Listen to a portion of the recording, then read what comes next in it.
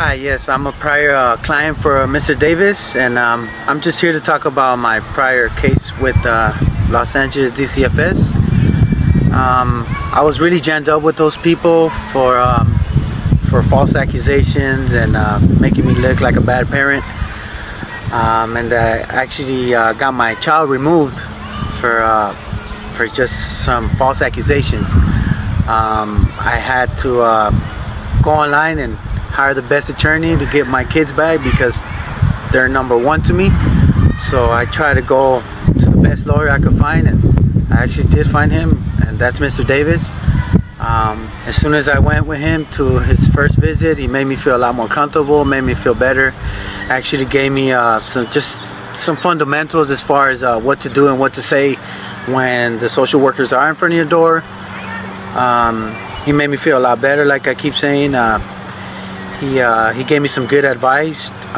He actually got my kid back on the first court date, which I thought it was going to be impossible, which was a slam dunk for us, me and Davis.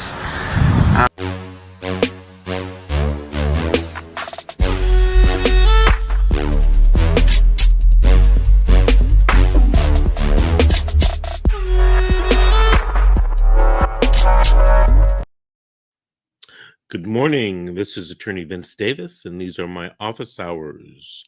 I'm here with my co-host, Miss G. She's disappeared from the screen. But today, our topic is going to be what to do if reunification services are terminated in California CPS cases. Miss G, good morning. How are you? I'm good. How are you? Good morning. Good morning. So I understand you have some questions for me on this topic. So go ahead and start. What does it actually mean when the court terminates a parent's reunification services? Well, it means the court has decided the parent has not made enough progress and will no longer be offered services to reunify with their child. The case now shifts towards permanency, meaning placing the child out of the parent's care permanently. And that often leads to adoption, maybe long-term foster care or legal guardianship, unless the parent acts quickly. Makes sense. Is that the end of the case, though, when this happens? No, not at all. Not always. It's a turning point, though. It's a significant turning point, but it's not necessarily the end. The parents still have rights, and if they move fast, there are many legal options to stay in the fight.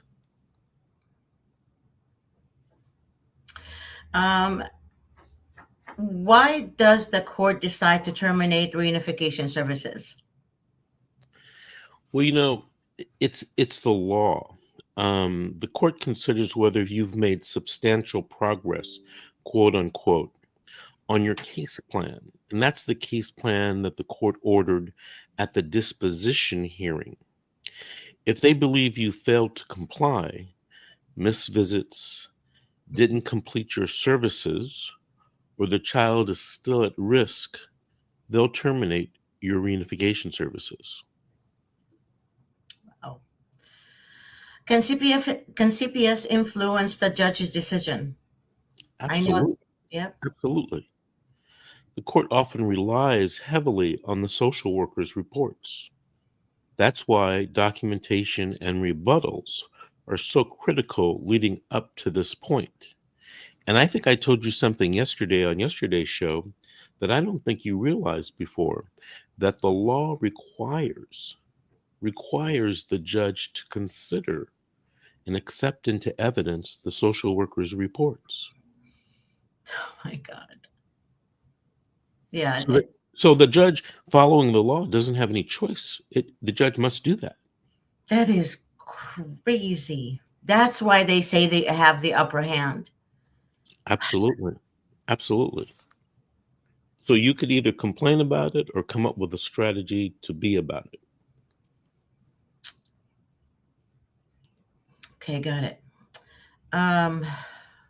What do most parents, in your opinion, feel at this moment when, When when, they lose their reunification services. yeah, Most feel like it's over.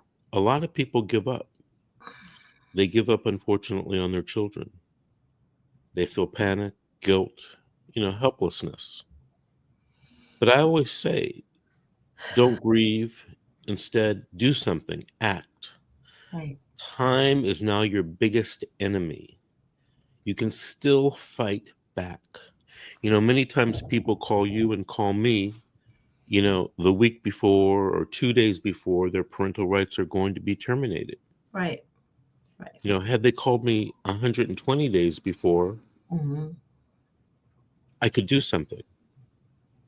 But the longer you wait, the less I can do. What's the biggest mistake parents make after they hear this decision? Termination of parental rights. The termination of their reunification I mean, services, reunification service, sorry. Yeah. the biggest mistake they make is they disappear or give up. That plays right into CPS's hands. What you do in the next 7 to 30 days is everything in the case. Makes sense. What are the legal remedies available to a parent after reunification terminated? Well, most people and attorneys think of filing the 388 petition, Hmm. a request to have your services reinstated. You can also, quote unquote, appeal the court's decision if it was based upon flawed reasoning or a misinterpretation of the law or legal error. Wow. Importantly, if the court terminated your reunification services and set a 2-6 hearing, you must file a notice of intent to file a writ. That's how you preserve your right to challenge the court's decision to terminate your family reunification services. The other thing you have to start thinking about is having your attorney file a motion or a request for a bonding study for the 2-6 hearing. In Europe, can you explain to us what is a notice of intent to file a writ and how does it work? Because a lot of people don't understand that. A lot of attorneys don't understand that. I know that. But So, a notice of intent to file a writ, it's a specific appellate document that must be filed very quickly, typically within 7 days after the court sets a 2-6 hearing, after the court terminates your family reunification services. Right. If you miss that period, you're out of luck as far as contesting the court terminating your reunification services.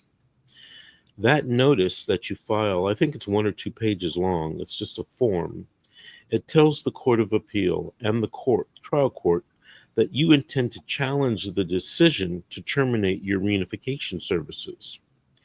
If you miss that deadline, your right to challenge or appeal that decision may be gone forever. When should a parent file that 388 petition exactly?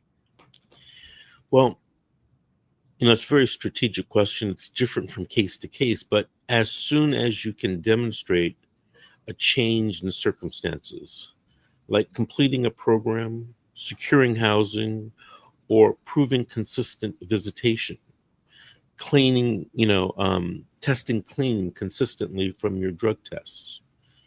But that's something that you should talk to your attorney about, strategize, come up with a plan.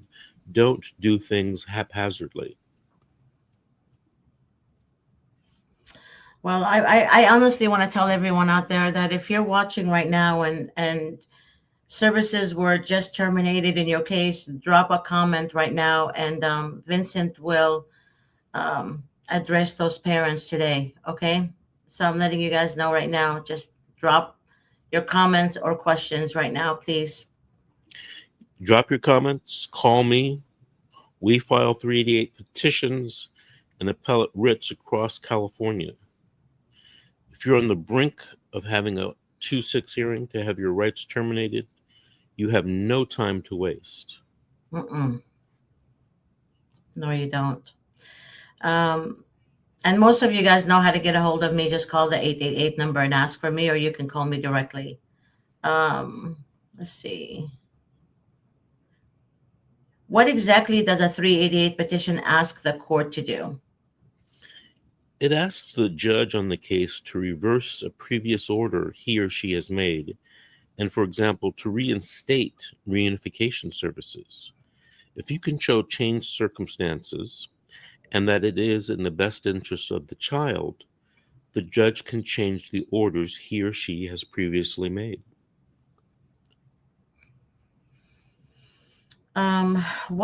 What counts a change circumstances in these cases?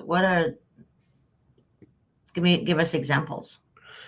It varies from case to case, but let's say you had a drug case Mm-hmm. and your rights were your reunification services were terminated because you hadn't been testing clean or going to your substance abuse classes.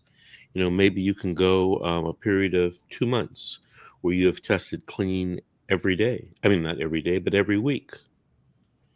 That's a changed circumstance. Maybe for 3 months you've tested clean. Now you've shown the judge that you are testing clean. I've known Mhm. parents that tested clean for a year. And what does that have to do with the question? No, I'm just giving you an example right. of what a changed circumstances could be. And my example was the person hadn't been testing clean, and now they are. In your case, where they've been testing clean for a year, Mhm. maybe they need to show something else, like consistent visitation or finishing their domestic violence class or internalizing and progressing in their individual counseling. Okay. So what kind of proof should a parent submit with a 388 petition? Certificates, progress letters from the therapist or other service providers, character letters, visitation records, photos, anything that builds a case file that shows that you are progressing.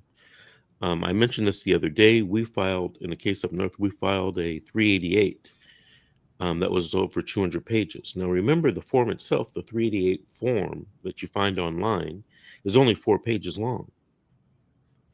We filed a 388 package that had declarations, it had exhibits like the certificates, like the progress reports, like the letters from the therapist and to other service providers. That was almost 200 plus pages. So those are the things that should be included in your 388. We also included legal points and authorities, which showed the judge why our facts would constitute a change in circumstances and would constitute the best interest of the child. Makes And I sense. don't know if you remember this, but I told you within a week of us filing that, the social worker recommended that my client have unmonitored visits. Okay. Should parents bring witnesses to the 388 hearing? If it becomes a contested hearing, absolutely. Absolutely, yes. And they must know this by asking their attorney, right? If it's a contested hearing or not. Correct. So they should consider bringing the providers, the teachers, the clergy, people who can speak to the parent's progress and their parenting skills. Maybe the person who monitors their visits. Yes, of course, because you will have to prove to the judge that you are a changed person. Okay, what is a .26 hearing and how does it relate to termination of services? That's a very good question right there, actually. Okay, a .26 is something called a 366.26 hearing. It is officially called the Selection and Implementation Hearing. That is where the court picks the best permanent plan for the child. And Number one on the hit parade is adoption, the termination of your parental rights. And it is set and scheduled right after the termination of your reunification services. So in California, once your reunification services are terminated, it's set 120 days out. Wow. Can a 388 be filed to stop or delay the .26 hearing? Absolutely. That's the primary strategy. And it's one of the last tools that you have left. But it has to be well prepared, well reasoned, and backed by solid evidence.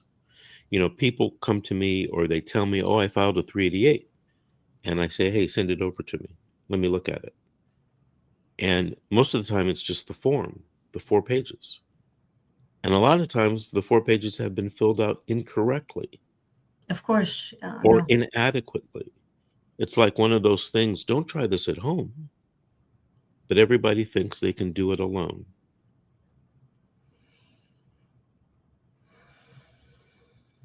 Can parents appeal the decision to terminate reunification services? Yes, but as we talked about it earlier, these appeals, they call them writs, must be filed quickly. If the court has to set a 366.26 hearing, you must file that notice of intent to file a writ within a strict deadline. It's usually 7 days, I think. Missing that notice forfeits your appellate rights to challenge the court's termination of your reunification services. And you know what? I want to tell you something. A lot of people don't know that. And No. like I said earlier, a lot of attorneys don't know that. No. You know, what happens is on a lot of cases, attorneys will file a notice of appeal. And that's the wrong form. And all the court will do will be to dismiss that appeal. And then you've missed the 7 days to file the notice of intent to file a writ. And then you've lost your right to file or to challenge the termination of your reunification services. You and I won't mention any names, but you and I actually know of a person that happened to. Yes. And to be honest with you, I think that person had a legitimate appeal for the termination of his reunification services. Mhm. His attorney filed a notice of appeal. That was the wrong vehicle. That appeal was dismissed, and then he had, the 7 days had already expired, and he couldn't challenge the termination of his reunification services. Yeah. The case went on to the 2-6 hearing, and his rights were terminated. And they were terminated, unfortunately, without him challenging one of the most important things in his case, the termination of his reunification services. So you see how not knowing the right vehicle to use can significantly affect your case. Yes, it can. And also, the person you're talking about, I know who you're talking about. He hired an attorney from LA, by the way. Okay. So it's not like a court-appointed attorney. But anyways, I know the answer to this, but I want everyone else to hear it. Have you won appeals or writ after reunification was terminated? Yes, our firm has won appeals. We have, won cases where reunification services have been terminated. But, I want to tell you something. It's hard to be in the appellate business, Yeah. meaning it's hard to win those cases. Don't rely on me or any attorney winning an appeal, all right? Because the percentages are against you. Can it be done? Yeah, it can be. I could win the lottery tonight. What is that? 50 million to 1? I could win it. Okay, but I'm not counting on it. So don't count on winning an appeal. Win your case at the trial court level. Do everything that you need to do to win your case at the trial court. That means coming up with a strategy, implementing the strategy, having the evidence that you need. Don't send your attorney into court with no evidence. I had this discussion the other day. Don't hire me and then expect me to go into evidence and win the case, and you don't have any evidence. I'm as good as you can make me by giving me the evidence that I need to win the case. Yep. Do you send a soldier into war without bullets in the rifle? Nope. Right. So you got to give the attorney some bullets to work with. Right.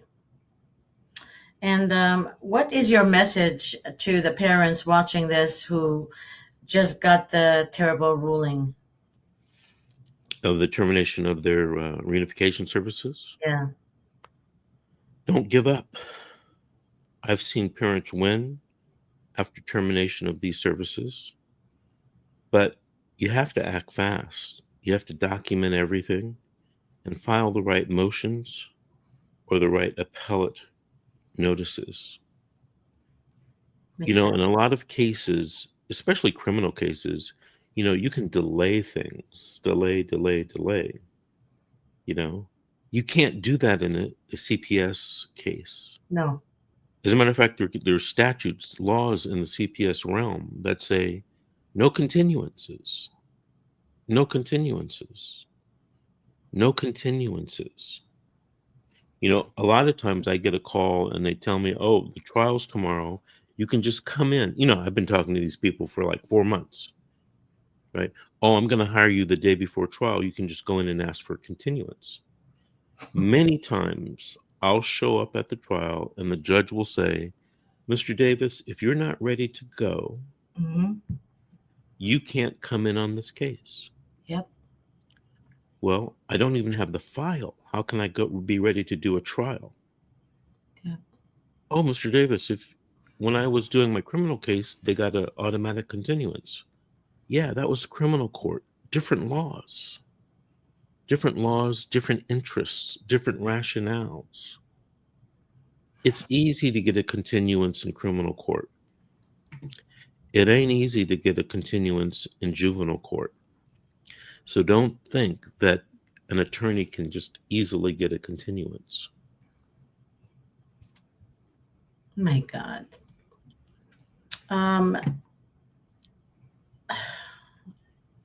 You guys, whoever out there is going through this, please give us a call. You can reach Attorney Davis or myself by calling this 888-888-6582.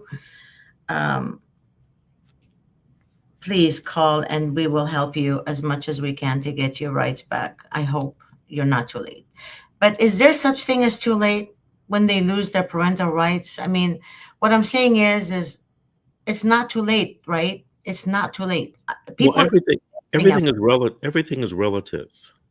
Meaning, do you have a chance? Well, you always have a chance. Now, is that a 90% chance or is that a 5% chance? Well, every case is different. And it usually depends on how early or late you call that attorney to help you. How many times have you told or have you heard me have a conversation with someone and I tell them, well, had we started working on the case 6 months ago, I could have done a lot. I know. But, you call me 3 days before the hearing, it kind of narrows what I can do on the case. And inevitably they say or they think, well, I was waiting for the social worker to do the right thing. I was waiting for the judge to realize blah, blah, blah.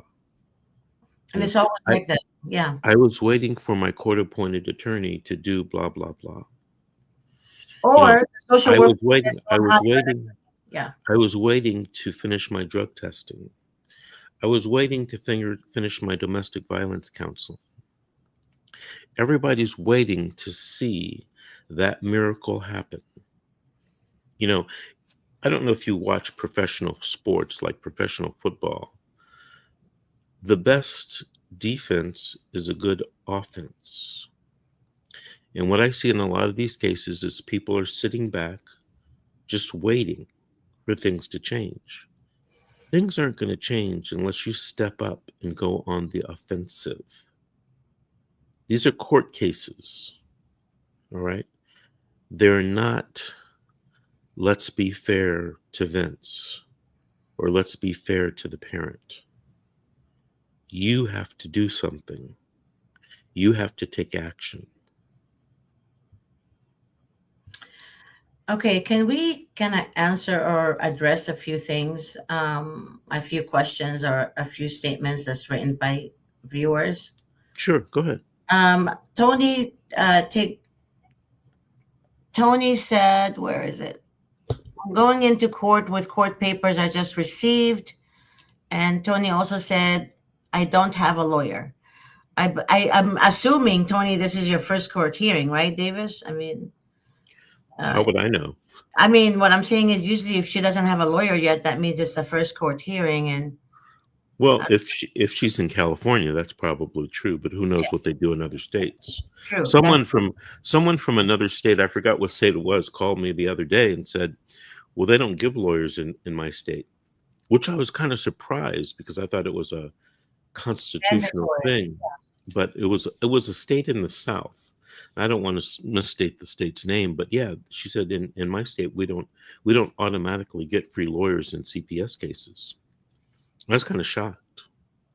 Interesting. Jamie Lee Jamie. Hi, Jamie, my love. Can you do anything to overturn an adoption? Because I lost the Supreme Court appeal and I don't have the money to go to the federal Supreme Court. Much love and a light, Miss Jean. Thank you, Jamie. I love you so much, baby girl.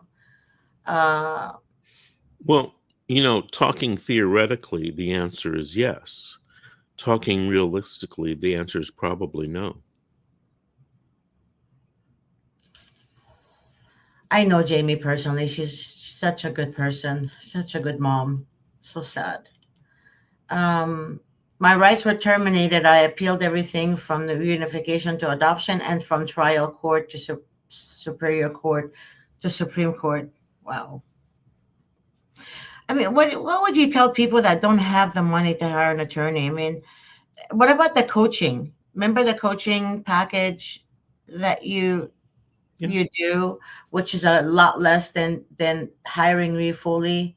That can't afford you. I know. Yeah, let me tell you this.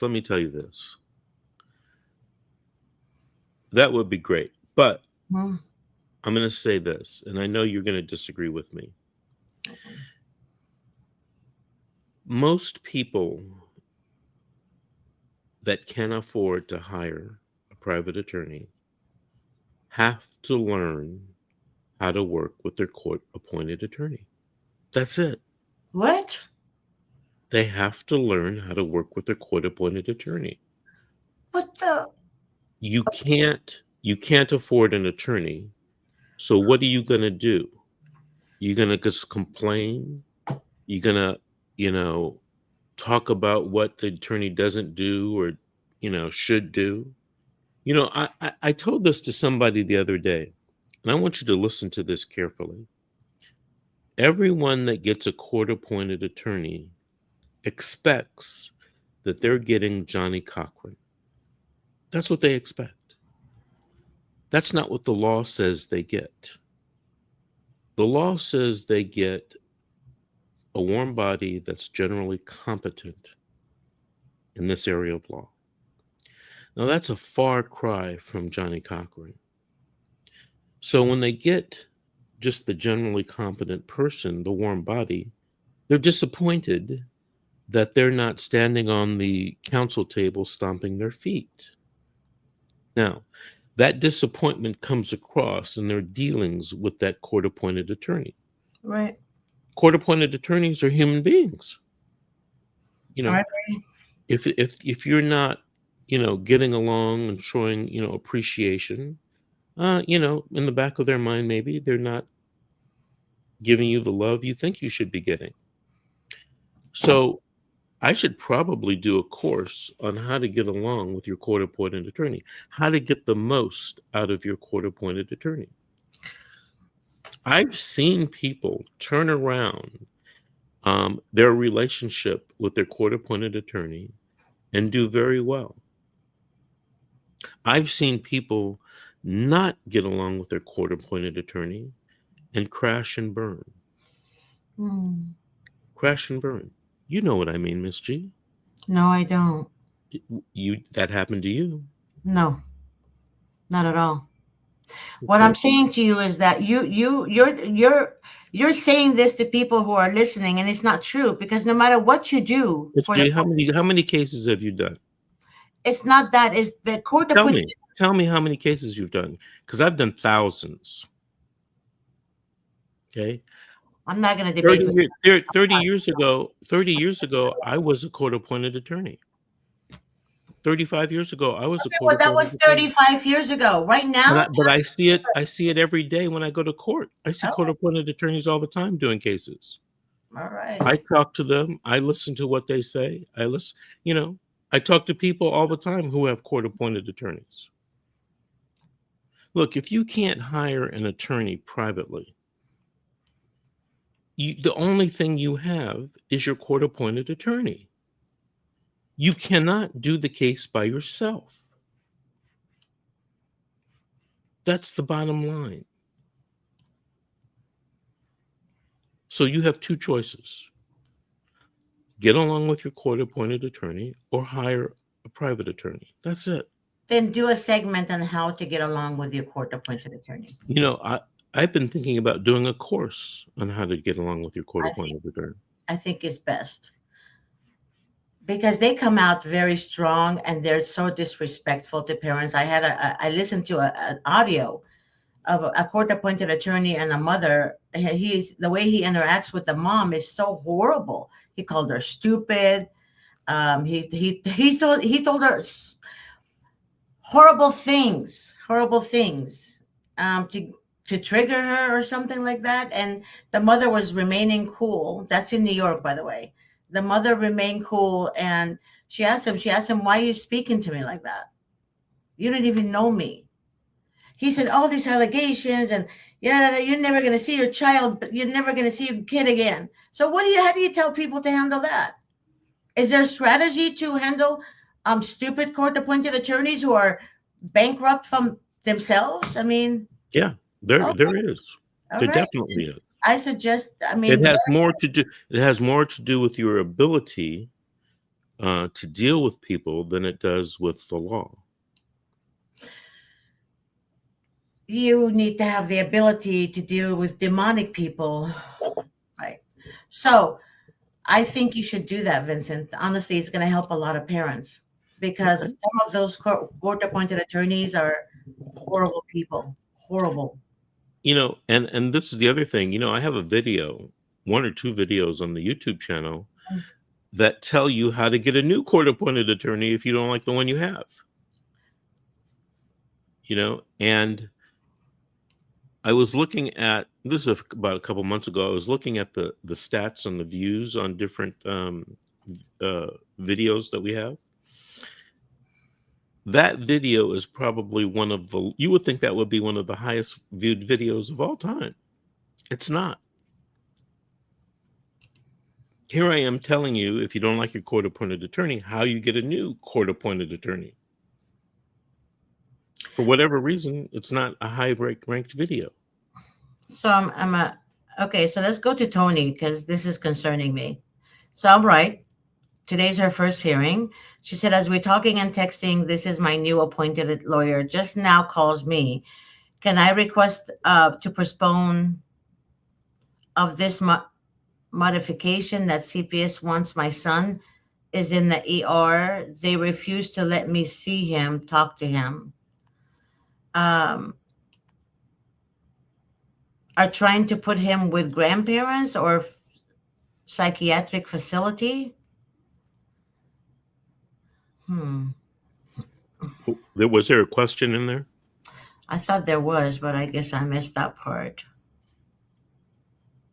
Okay, Dorothy, what if I was never given reunification hearing nor offered anything that has to be done for reunification of my child with me?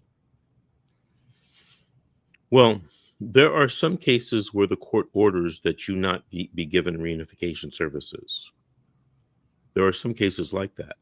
But if the court ordered that you were to get reunification services and you weren't given them, it's up to you and your attorney to challenge that at every 6-month hearing. And every 6-month hearing where the court finds that no reunification services or reasonable reunification services were not given, you're usually given more reunification services until they give you the appropriate amount of reunification services, reasonable services. Now, the problem is that you and your attorney have to bring these issues up.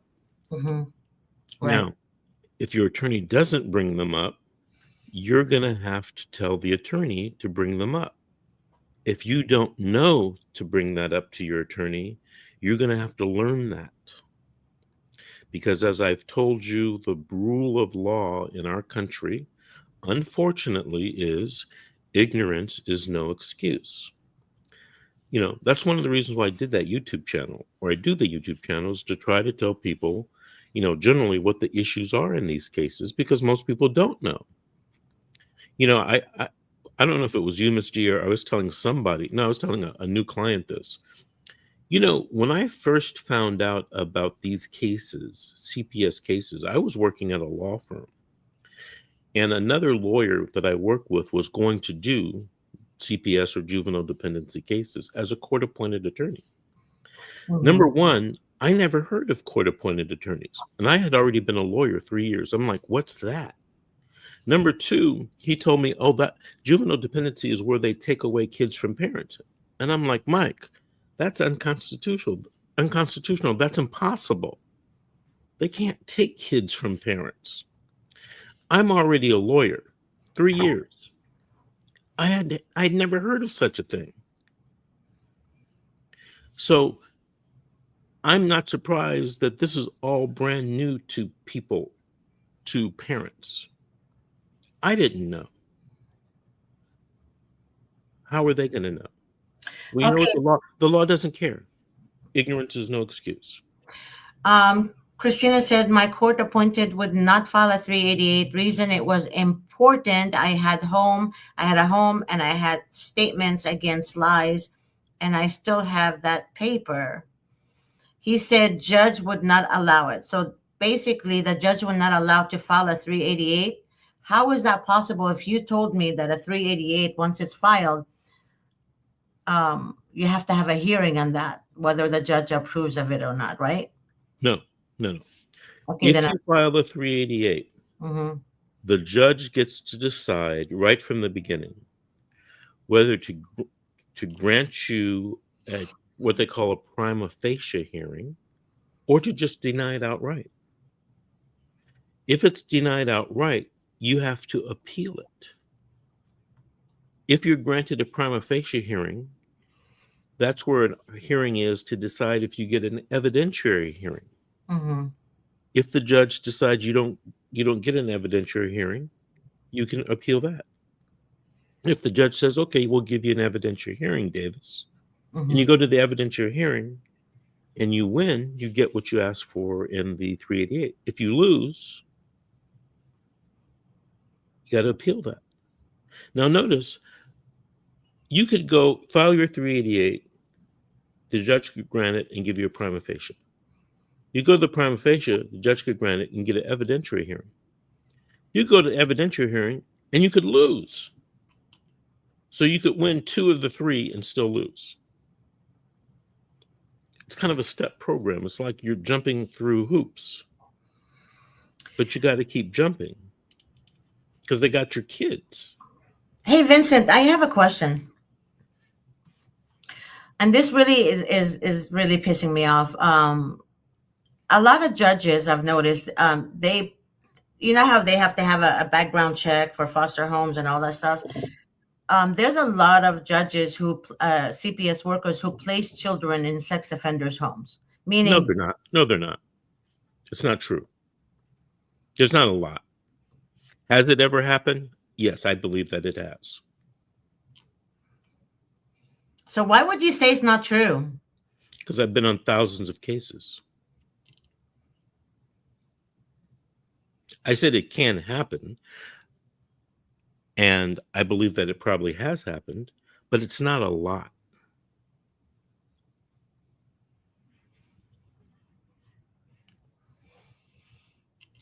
Hope said, I feel like the judges working with CPS in our case and our appointed lawyer are also on CPS side. Okay, that's it. That's easy to feel that way. Number one, as I told Ms. G yesterday and today, by law, the judge has to accept and consider the CPS report. That's not because he or she wants to. They must accept into evidence and consider the social worker report. So if you got the feeling the judge was considering the social worker report, you got the right feeling, because that's the law. Okay, you stop on red, you go on green. That's the law. Now, if you think the law should be different, okay, get a group of people together in your state and change it. You know, there's a way to do that. Costs a lot of money, costs a lot of work, it's a lot of time, but there's a way to change laws. If you're not going to do that, you better get a good attorney and fight the social worker. You know, a long time ago, I wrote a book, The Secret, How to Fight CPS and Win. That title was very specific. It wasn't some random title. You got to fight these people. You got to fight. And there is a way to fight. The laws are, you know, in my opinion, the laws are kind of stacked against you in favor of protecting the child. You know, what kind of law is that? That one side of the lawsuit gets to write a report full of hearsay, full of multiple hearsay, and the law says, oh, judge, you have to accept that into evidence and you got to consider it. Like, what? You don't get to write a report that contains hearsay and multiple hearsay, and the judge has to consider it. How is that fair? Supreme Court of California, and probably most states, have said, oh, that's fair. That's fair. Now, I could cry about it. And when it first happened, you know, in the early 90s, I did cry about it. Like, how is that fair? It's not fair. It's not right.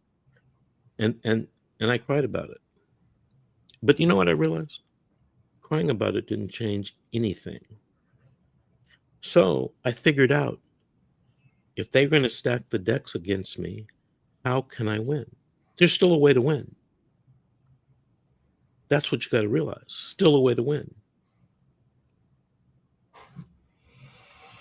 Okay. Hope asked, what is a 388? But you already covered this earlier in the video. I don't know if you want to explain it again or you want her to watch the video. Hope, if you're in California, 388 refers to the Welfare and Institutions Code, Section 388. If you Google it, it'll print out the entire statute. You can read it. Basically, it's a get out of jail free card for the parent to get back in the game when they're out of the game. And also for relatives also too. Yeah, it can be used for many things. And there was a lady, somebody here talking about grandparents' rights. Yes, grandparents do have rights. Would like to elaborate on that, or would that be on another show tomorrow? Well, we can do it at another time, but let me just say this. Grandparents have rights, but they're limited, and they're really not what you think they are. Okay? Sometimes you say, well, I have rights. Well, you know, how narrow or how expanded are those rights? And they're not as expanded as you think.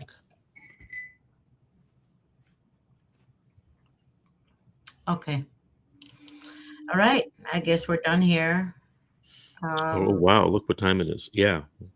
Well, thank you, Ms. G, for joining me. Thank you, everybody, for watching. We'll be on tomorrow at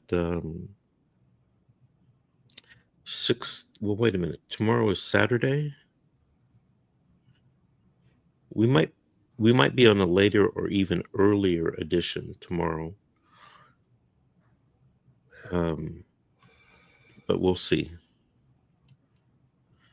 All right, everyone. I want to thank everyone for watching.